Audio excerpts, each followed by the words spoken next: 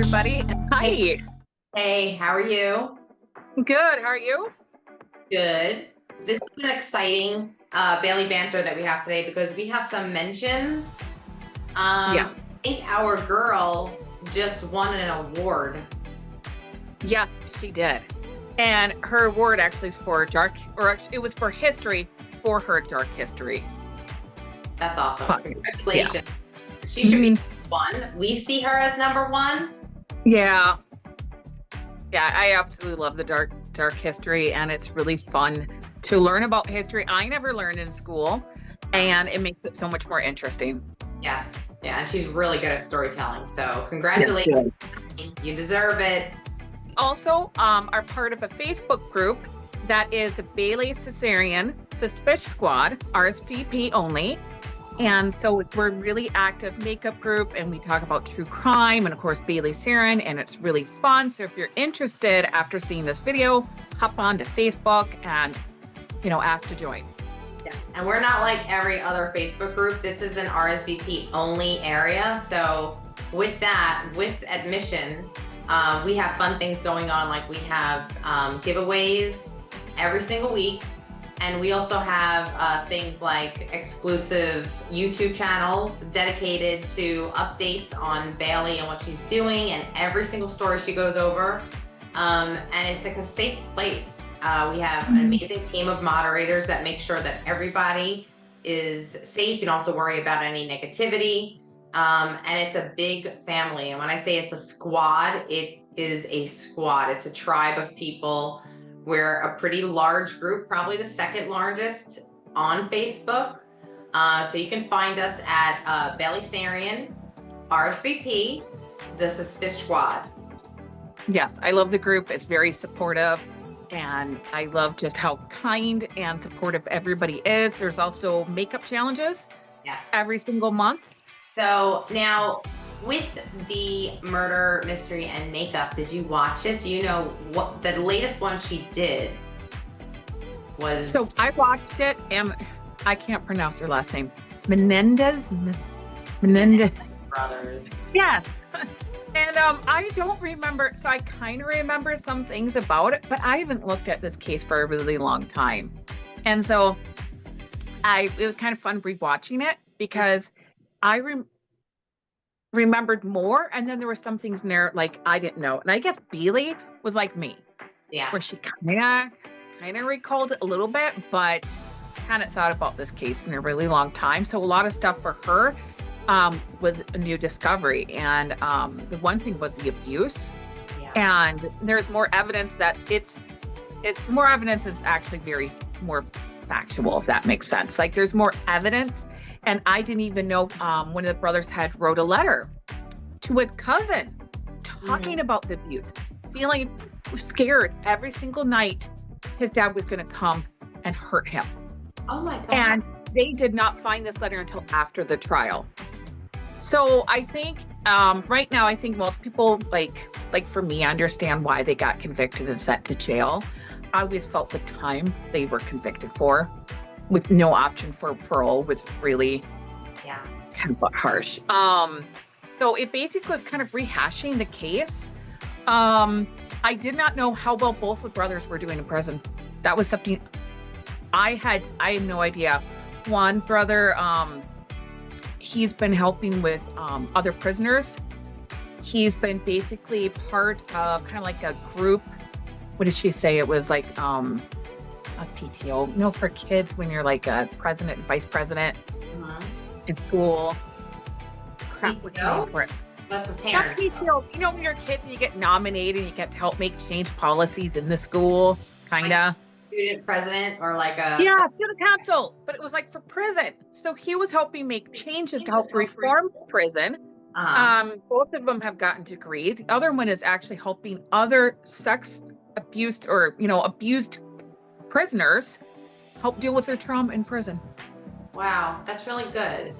And they're absolute model prisoners. They have the letter blows me away because where was this letter originally? Where was this cousin originally? Like why? It got to a family member. I think the family member passed away. or they lost it. It was like one of those things where it just kind of got shoved somewhere and Wow. kind of forgotten about, That's unfortunately. And to me though, why didn't the cousin, I wish the cousin had came forward. And now there's, of course, a band member from Menudo, and I kind of remember hearing about this one, where he claimed the father had also, he was a victim of him as well. Yeah. And this person told somebody, and they were like, just be quiet. Just be quiet. Just sweep it under the rug. And it's crazy because if his dad had gotten in trouble for that, he would have been arrested. Yeah. He would have been in jail. And this crime would have never happened. So watch it because it's a good episode, and it really makes you think of like when you cover things up. And also there was weird things where another family knew that the dad was like showering with them, and they were like older, Wow. like past the age you would want to shower with your kid. Yeah.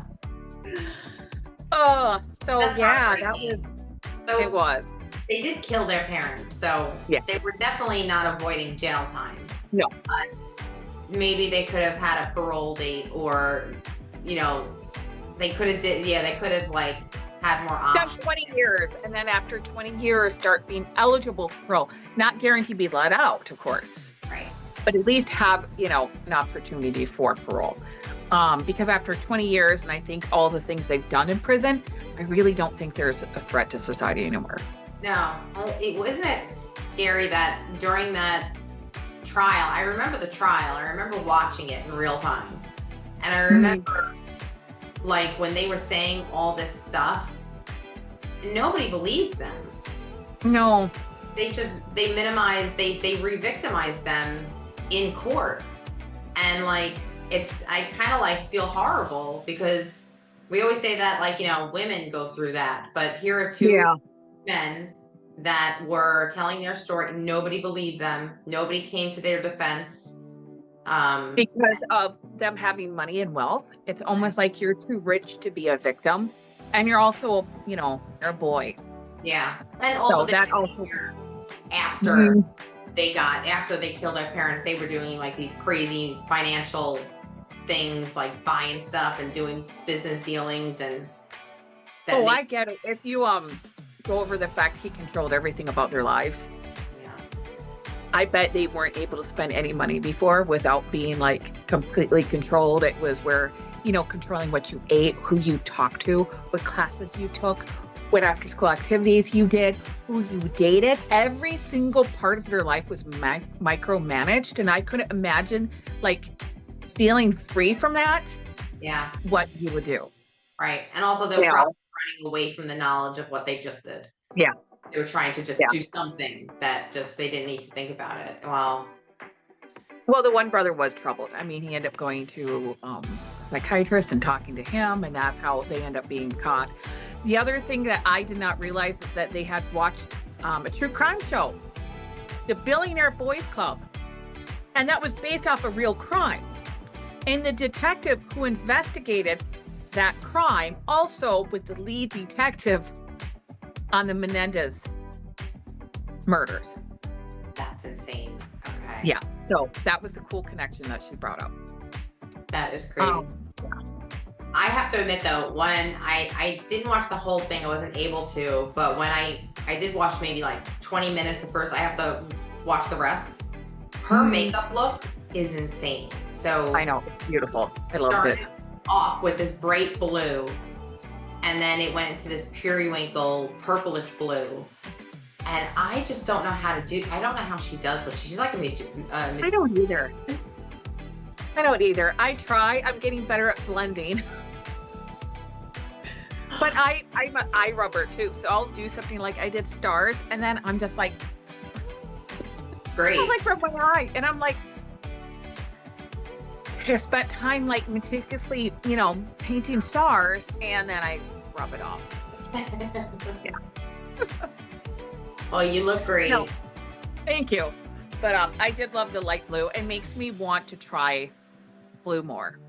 Yeah. It's like the color eyeshadow that I kind of use sometimes.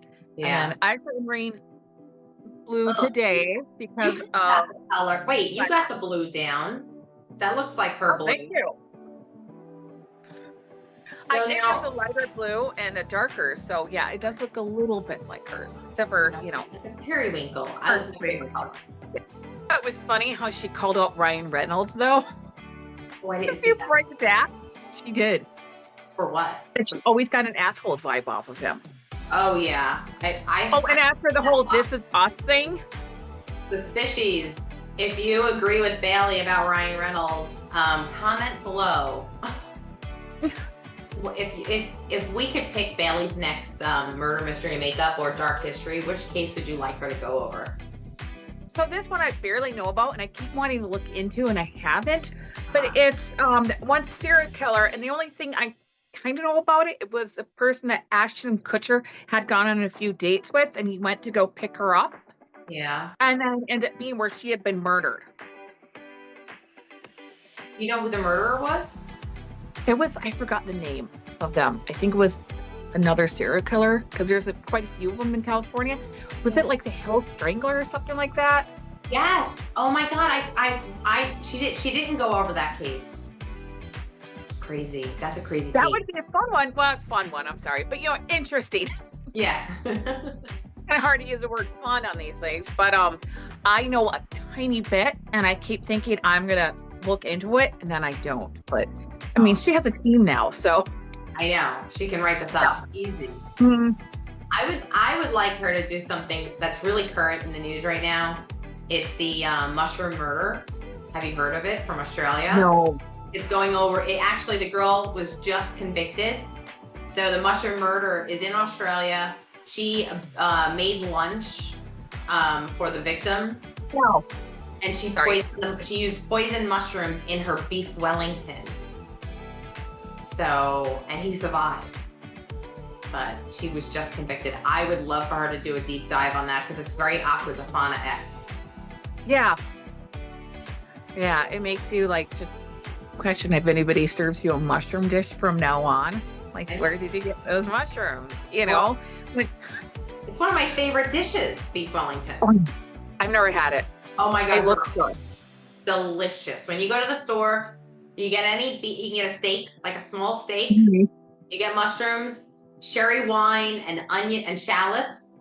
It's an easy way of you saute all that together, right? Then you take your piece of meat, you sear it. You don't cook it, you sear it, and then you pack it down with the mushrooms all over, so you coat it.